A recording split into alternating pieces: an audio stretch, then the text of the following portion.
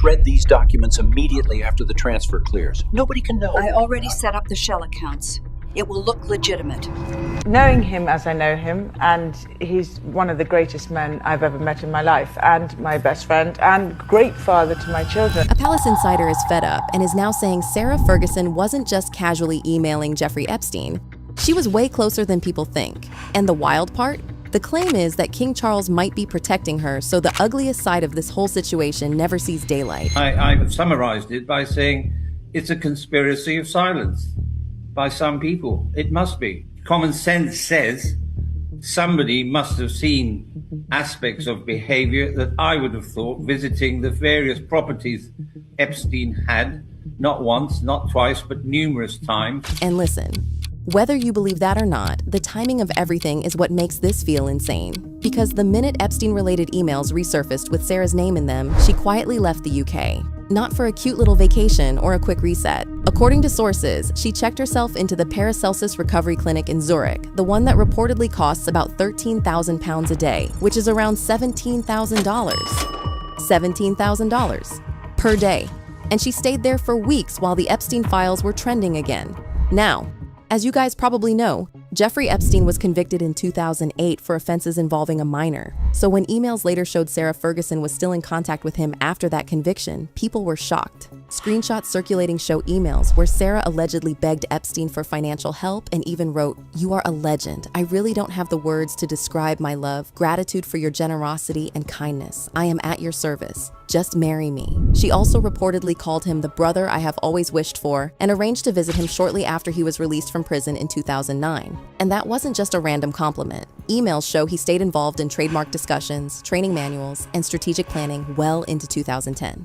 He was being consulted like a partner. Now this is where it starts feeling uncomfortable, because at the same time she was emailing him, she was publicly launching a charity called the Mother's Army. In 2010, Reuters covered it as an organization meant to help vulnerable women, victims of abuse, assault, poverty. And here's the part nobody talks about. While he was literally serving time for sex crimes, his assistant was registering feminist-themed domain names for her using his personal credit card. mothersarmy.com, themothersarmy.com, even the .org and .net versions, all bought in 2009 while he was still in prison on work release. And it didn't stop there.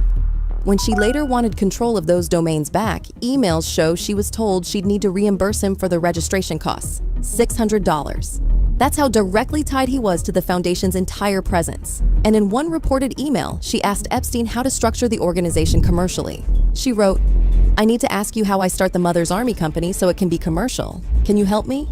According to DOJ released documents, the early business plan reportedly had Epstein holding 51% equity in Mother's Army. That would have made him the majority owner of a women's empowerment brand. A convicted sex offender positioned to profit from book deals, speaking fees, even children's programming connected to the project. One internal note even framed it as a way to tap into her connections and use her circle to help push other Epstein investment deals forward. So let me get this straight. Publicly, you're positioning yourself as a champion for abused women. Privately, you're asking a convicted predator for business advice. That's the part that keeps this story alive. Now, before anyone runs wild, let's be clear. There has been no court ruling accusing Sarah Ferguson of trafficking or criminal coordination with Epstein. The insider claimed that she acted as some kind of social connector. But how people see it? That's a whole different story, because this isn't just about emails. Sources recently reported that UK police reopened investigations into whether Epstein trafficked women into Britain using private jets, with flights reportedly landing at RAF Northolt and RAF Marham. The report pointed out that some flight records might be gone because they weren't kept under standard record retention rules. And when records disappear, suspicion grows, even if it doesn't prove anything by itself.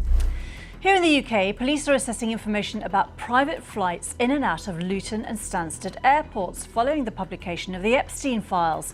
Last year, a BBC investigation found 87 flights linked to the convicted paedophile had arrived at or departed from UK airports between the early 1990s and 2018. In December, BBC News discovered that 3 British women who were allegedly trafficked appear in Epstein's records of flights in and out of the UK, alongside other documents related to the prolific paedophile. There are also reports suggesting Sarah Ferguson could potentially be asked to speak with authorities as investigations continue into Epstein's UK connections. It's been claimed that Andrew's ex-wife, Sarah Ferguson, could be forced to speak to police as part of their investigation into the disgraced ex-Jew. Then there's all that old talk coming back up about Epstein's supposed storage units, packed with hard drives and documents that were allegedly cleared out before the raids. There are viral claims that private investigators were paid to clear out materials before warrants were executed. There are also viral claims circulating about prison camera footage being wiped the night Epstein died. New documents show the FBI destroyed its master copy of surveillance video from the night Jeffrey Epstein died before public demands for its release grew. When the agency later put out footage, it was a screen recording with a 1-minute gap. Officials initially blamed a nightly system reset, but records show that theory was never verified. Even Epstein's own brother recently made headlines when he refused to express sympathy for victims in an interview, saying he only cared about proving his brother was murdered. So I no longer answer questions about the things in the files, which I really, to be honest, don't care about. I wasn't part of any of that. I'm not named in anything. And, and if anyone's in the files of something that's supposed to be getting into trouble for something, I have nothing to do with that. That's their problem, not mine. Now, not all of those claims have official court confirmation. Social media runs ahead of verified documents all the time. But the reason these posts take off is because the larger story already feels like something's being kept under wraps. And right in the middle of that secrecy is the royal family. Prince Andrew's ties to Epstein have been widely reported for years. That's not new. What people are now questioning is the financial support situation. Reports have suggested King Charles continues to support Andrew's residence in Norfolk, even after public distancing like the reported Christmas exclusion. Royal servants have been told to keep addressing disgraced Andrew Mountbatten Windsor as Sir. The former prince has been told he will now have a skeleton staff consisting of just a chef and a valet, after decades of being waited on by multiple employees. Andrew spent the weekend by himself at his new digs on the Sandringham estate after Thursday's bombshell arrest on suspicion of misconduct in public office. The 66-year-old is temporarily holed up at Wood Farm, awaiting his new permanent home in nearby Marsh Farm to be renovated. One source said he's lost his HRH, Prince and Duke titles, so staff who didn't know how to correctly address him have been instructed that he is still to be called Sir. In an unearthed 60 Minutes clip, a former royal protection officer revealed Andrew's official call sign was Purple 41. But privately, he had a rude nickname among security staff because, according to the officer, he upset nearly everyone he worked with. So here's where things really start to heat up.